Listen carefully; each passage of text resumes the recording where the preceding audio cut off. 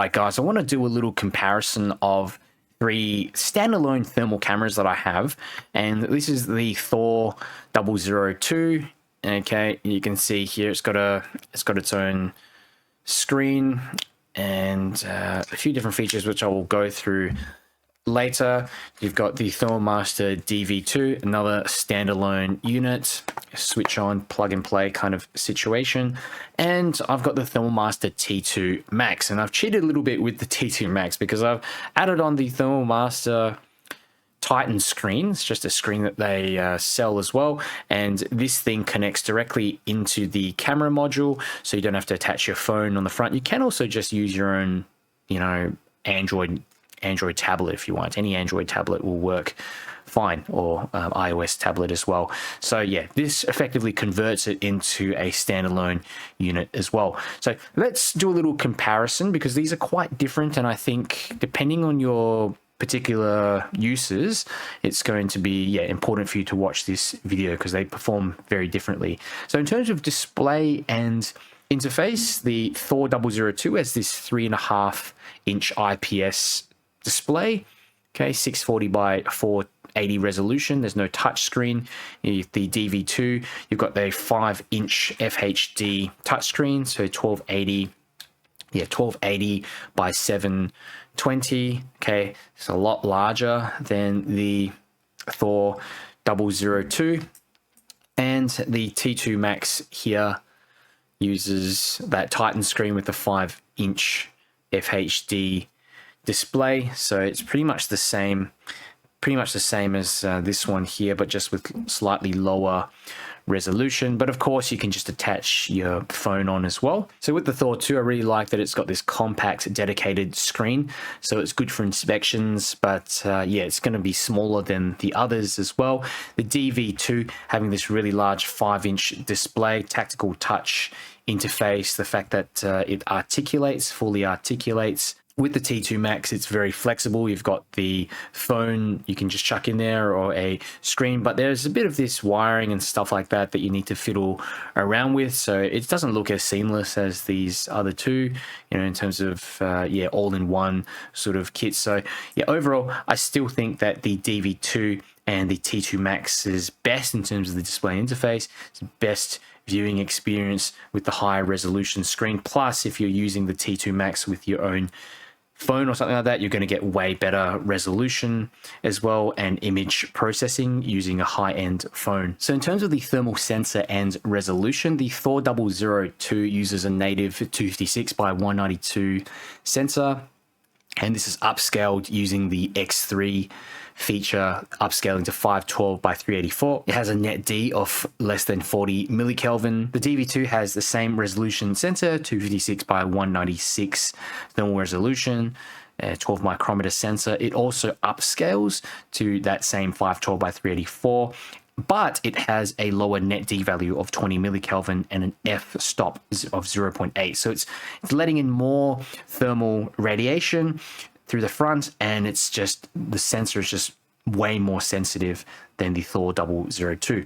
With the T2 Max, you've also got the same resolution, 256 by 192, and that same upscaling algorithm in there, net D 20 millikelvin and f-stop 0.8. So technically these two should have a very similar sensors in there. The Thor 002 is fantastic compared to other handheld thermal units in its class, but its native resolution is lower. It does rely on that upscaling. The DV2 also upscales the image, but it does have a better sensitivity sensor at 20 millikelvin, and it's also better for detail because it has a 10mm lens in there, so it really gets up close. There's more optical zoom. The T2 Max matches the DV2 in terms of sensitivity, 20 millikelvin, but has a much longer range focus. So this can find targets 1.5 kilometers away compared to a kilometer with the DV2. I'm not sure about the Thor 002. I'm estimating about 100 or so meters just from some field tests that I've run. So overall, in terms of, I guess, the thermal sensor, the capabilities, the T2 Max and the DV2 are a tie here. They just have the best sensitivity and specifications in terms of the sensor. In terms of use cases, the Thor 002 is best for inspections, professional diagnostics, where you have to measure temperature. So yeah, less suited for long range use. And it is important to mention as well that the Thor 002 is the only thermal camera out of all these that can actually measure temperature. The others just give you a visual image of what's going on. It can measure between negative 20 degrees Celsius to 550 degrees Celsius.